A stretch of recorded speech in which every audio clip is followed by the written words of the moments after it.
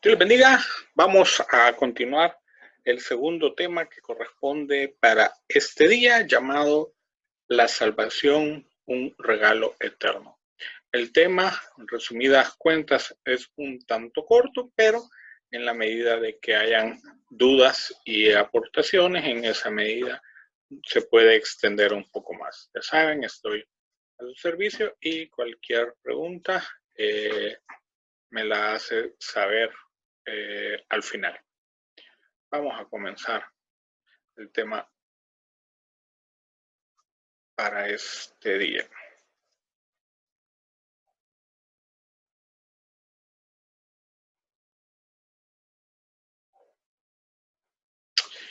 Bien.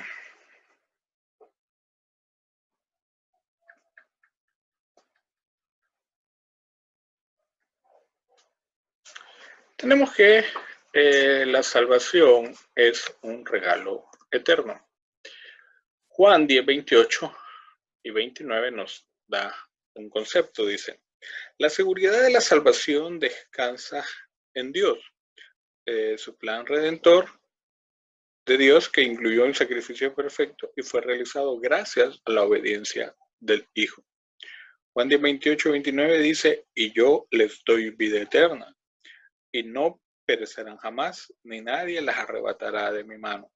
Mi Padre que me las dio es mayor que todos, y nadie las puede arrebatar de la mano de mi Padre. Bien, entonces vemos que la seguridad de la salvación descansa en Dios, ¿sí? Porque Él es el que ha ofrecido o ha dado las ovejas al Hijo, ¿sí? Entonces, eso es muy importante. Entonces, eso significa, como la palabra también en Romanos nos dice, que nada nos puede separar del amor de Dios. El plan redentor de Dios incluyó un sacrificio perfecto y fue realizado gracias a la obediencia del Hijo. Recordemos que desde la antigüedad, cuando había pecado o cuando había ciertas cosas que no eran agradables al Señor, entonces era necesaria la muerte o era necesaria el derramamiento de sangre. ¿Sí? Ese ha sido el plan desde el inicio, desde que Adán y Eva pecaron, tuvieron que matar animales, o el mismo Señor nuestro Dios mató los animales, para poder vestir a estas personas y cubrir y tapar la vergüenza o la desnudez de ellos. ¿Sí? Entonces ese ha sido el plan y nunca ha cambiado, no ha sido diferente. Lo que hace la diferencia es que fue un sacrificio único por toda la humanidad. ¿Por qué? Porque fue una sangre perfecta, fue un sacrificio perfecto.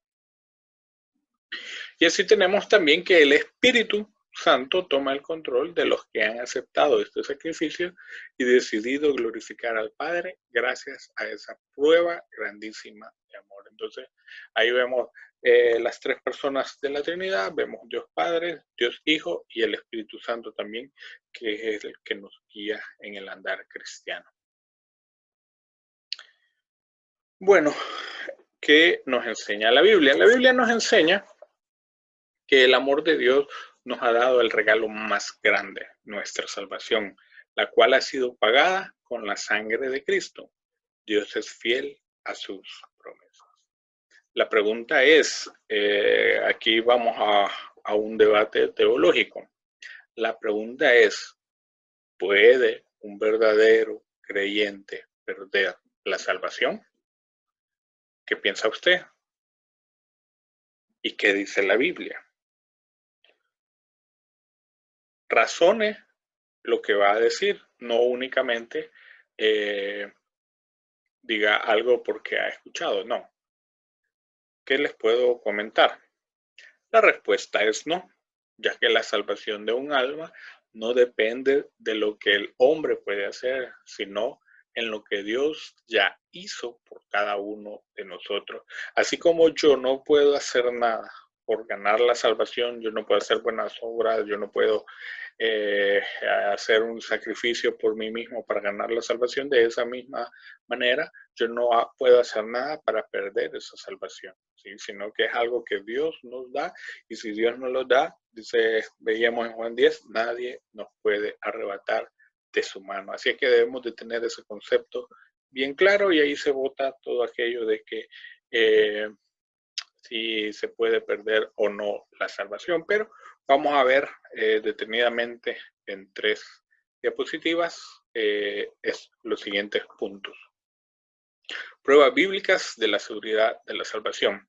Primero vamos a encontrar que hay seguridad de nuestra salvación en lo que el Padre nos ha dado.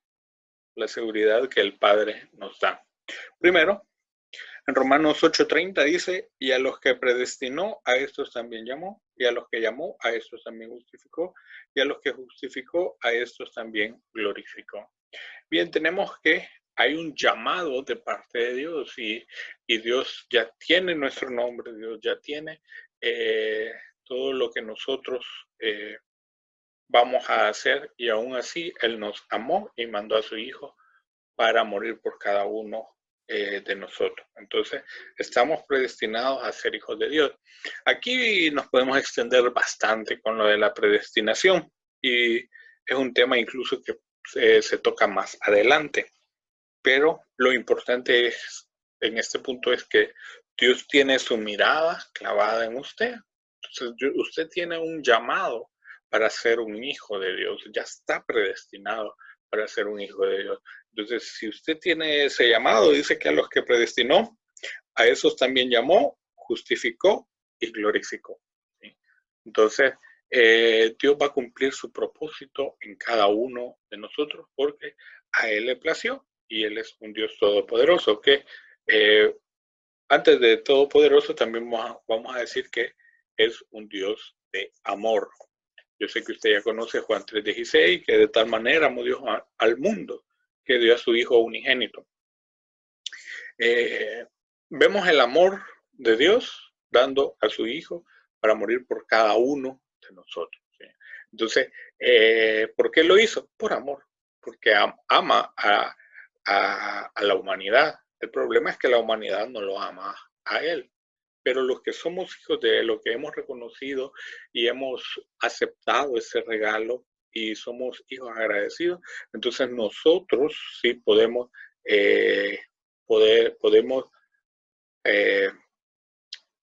corresponder ese amor que Él tiene por cada uno de nosotros.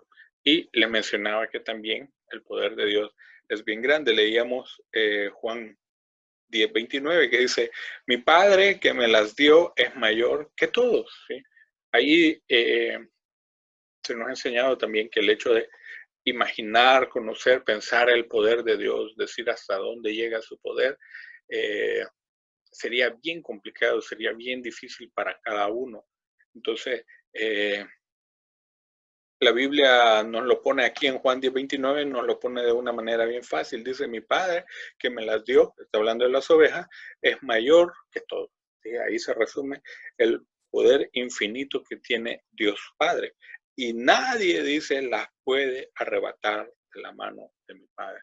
Y cuando la Biblia dice nadie, está hablando de nadie. Eso significa que ni siquiera yo mismo, si Dios me ha llamado, si Dios me ha justificado, entonces ni siquiera yo mismo me puedo alejar de la voluntad del Padre. Y bueno, también vemos que el Hijo nos da seguridad, también hay seguridad en lo que el Hijo ha hecho. Tanto así que el propósito del Hijo, en Romanos 8:33, dice, ¿quién acusará a los escogidos de Dios? Dios es el que justifica. ¿Sí? Entonces necesitamos una justificación. No hay cómo lograr una acusación ante los hijos de Dios. ¿Por qué? Porque tenemos alguien que ya nos ha justificado. ¿Cómo nos ha justificado? Dice Juan 6:39. Y esta es la voluntad del Padre, el que me envió, que todo el que me diere no se pierda, ya nada, sino que lo resucite en el día postrero. Y esta es la voluntad del que me ha enviado, que todo aquel que vea al Hijo y cree en él tenga vida eterna, y yo le resucitaré en el día postrero. Entonces, ese era el propósito de nuestro Señor Jesucristo.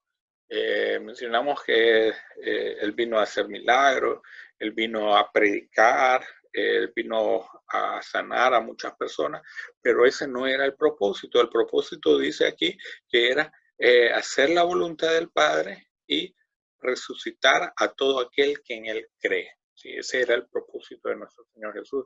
Entonces, ahí yo puedo encontrar la seguridad de mi salvación. Que todo aquel que ve al Hijo y cree en Él tenga vida eterna y yo le resucitaré en el día postrero. Una vez más, Juan 10:28 dice, y yo les doy vida eterna y no perecerán jamás, ni nadie las arrebatará de mi mano. Y en eso, ahí está hablando Jesús, nadie las va a arrebatar de su mano. Entonces, mi querido hermano, ese es el propósito del Hijo. Si usted le ha visto, si usted ha creído en Él, entonces nadie le puede arrebatar su salvación. A nosotros algunas veces nos parece un poco risible cuando escuchamos a alguien que dice, no, lo vamos a castigar, usted no es digno de ser salvo o usted no va a poder entrar al cielo. Nos parece risible, pero realmente hay cosas diferentes que se practican en otras iglesias donde los disciplinan de alguna manera, que hasta le dice usted no puede llamarse hijo de Dios. Pero la Biblia nos enseña otra cosa. La Biblia nos enseña que si usted está en las manos del Hijo, nadie lo puede arrebatar de sus manos. Y una vez más, cuando decimos nadie, eso significa que ni siquiera usted mismo. La cuestión es si usted está en las manos de Jesús. Si usted no está en las manos de Jesús, entonces ya la historia es diferente. También vemos que el Hijo tiene amor por cada uno de nosotros.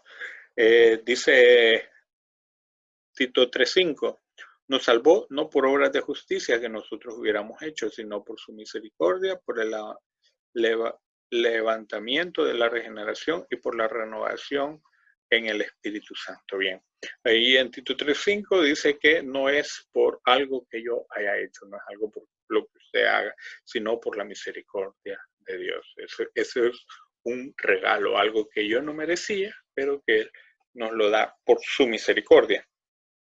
Primera Juan 4:19 dice, nosotros le amamos a Él, porque Él nos amó primero. Entonces, lo que nosotros debemos de hacer es corresponder el amor que el Hijo ha tenido por cada uno de nosotros. Y bueno, lo tercero que podemos ver es el poder que el Hijo también tiene para salvarnos. Dice Hebreos 2:18. Pues en cuanto Él mismo padeció siendo tentado, es poderoso para socorrer a los que son tentados. Bien, entonces ahí vemos lo poderoso que es Él.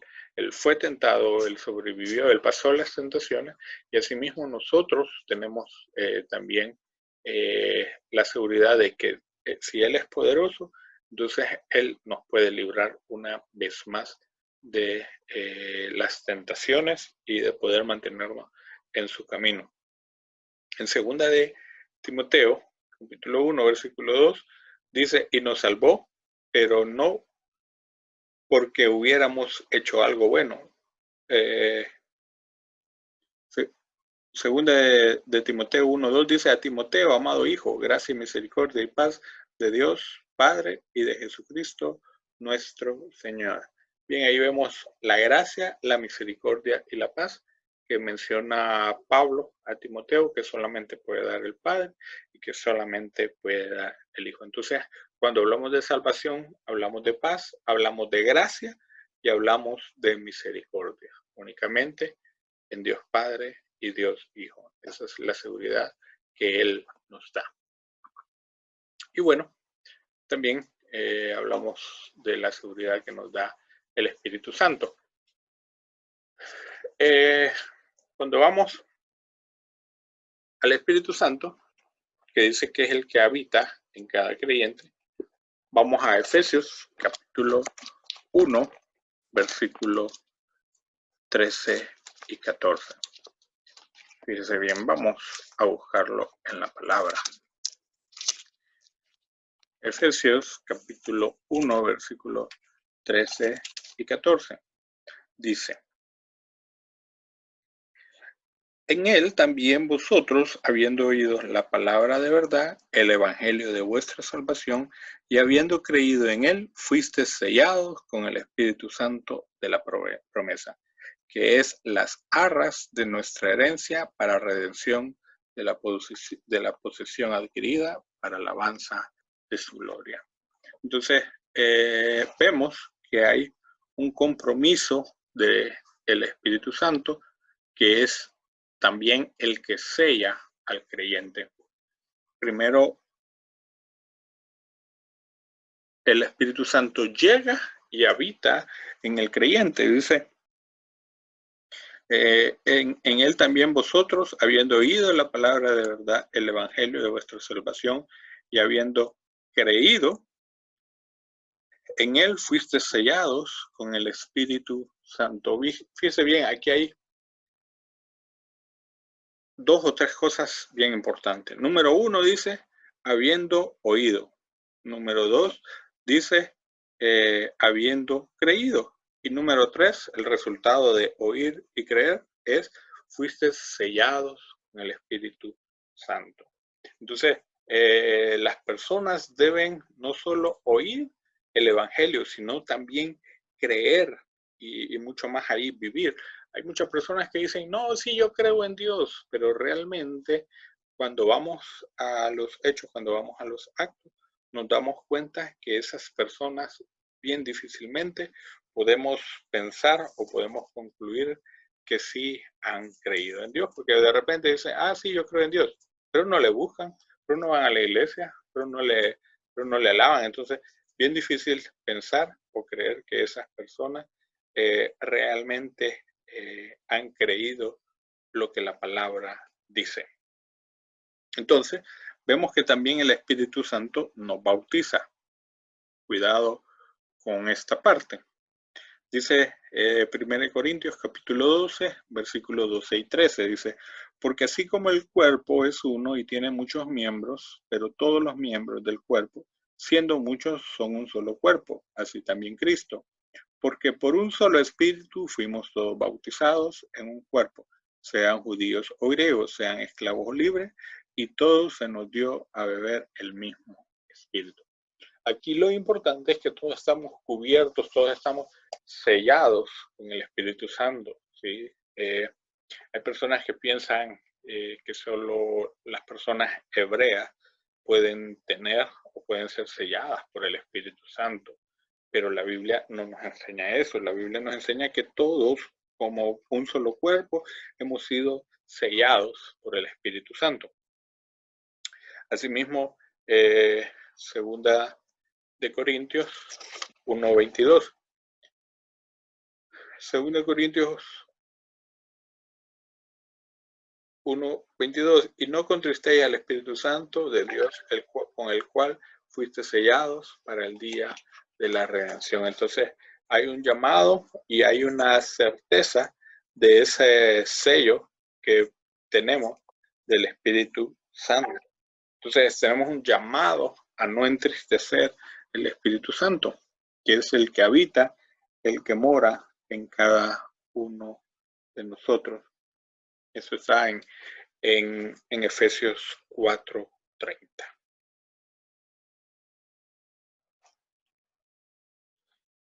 Y bueno, ¿qué podemos concluir? Primero, la seguridad de la salvación descansa en Dios. No descansa en una religión, no descansa en un pastor o en lo que el pastor pueda hacer o en lo que yo pueda hacer. No descansa en el sacrificio que yo haga por servir o por compartir con otros. No, la seguridad de la salvación descansa en lo que Dios quiere hacer en cada uno de nosotros. Hemos sido llamados de parte de Él. La cuestión es si usted tiene el oído dispuesto a seguirle. Y bueno, el plan redentor de Dios vimos que incluye un sacrificio perfecto y fue realizado gracias a la obediencia del Hijo. Recuerde que nosotros, como hijos de Dios, también debemos de ser imitadores de Cristo y seguir ese llamado. Y para finalizar, el Espíritu Santo toma el control de los que han aceptado el sacrificio y decidido glorificar al Padre gracias a esa prueba grandísima de amor. Eso sería este tema de la salvación, un regalo eterno. Es bien común que haya muchas preguntas. Estamos dispuestos a responder y en la medida que podamos haremos llegar las respuestas. Este tema, les decía al principio, es un tanto corto, pero en la medida que lo enriquezcamos con algunas dudas, con eso también podemos ir complementando algunas dudas que pueden haber. Por lo pronto, muchas gracias y nos vemos la próxima. Que Dios nos bendiga a todos.